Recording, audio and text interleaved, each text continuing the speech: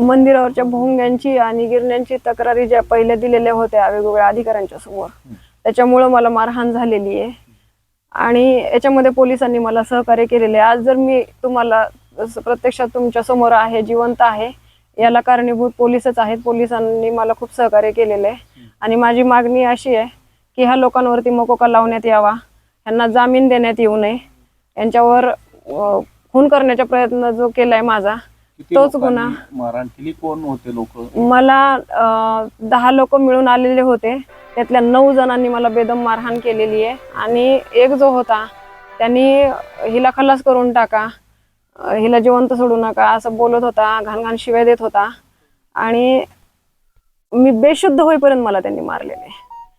त्याच्यामुळं आणि हा सरपंच हे पद काही साधन नसतं, सगळ्यांना घेऊन चालायला पाहिजे गावातल्या। तर पहिलं याचं सरपंच पद ह्याचं रद्द करण्यात यावं, कारण हा त्या लायकीचा माणूस नाहीये।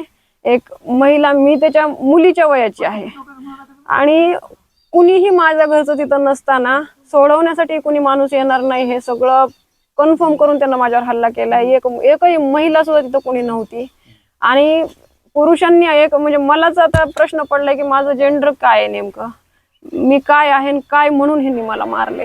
इतकं मारले की इथं पण लागलेले डोक्याला। हे त्या दिवशी काही डॉक्टरांनी याचं चेकअप केलेलं नाही। ही पूर्ण पाठ आहे, हे हात बघा माझे, हे बघा, आणि माझे पाठ पूर्ण इथपर्यंत मला मारहाण आहे। तर ह्याचं सरपंच पद पहिलं ह्याचं रद्द करण्यात यावं आणि ह्या लोकांना अजिबात जामीन मिळून देण्यात येऊ नये।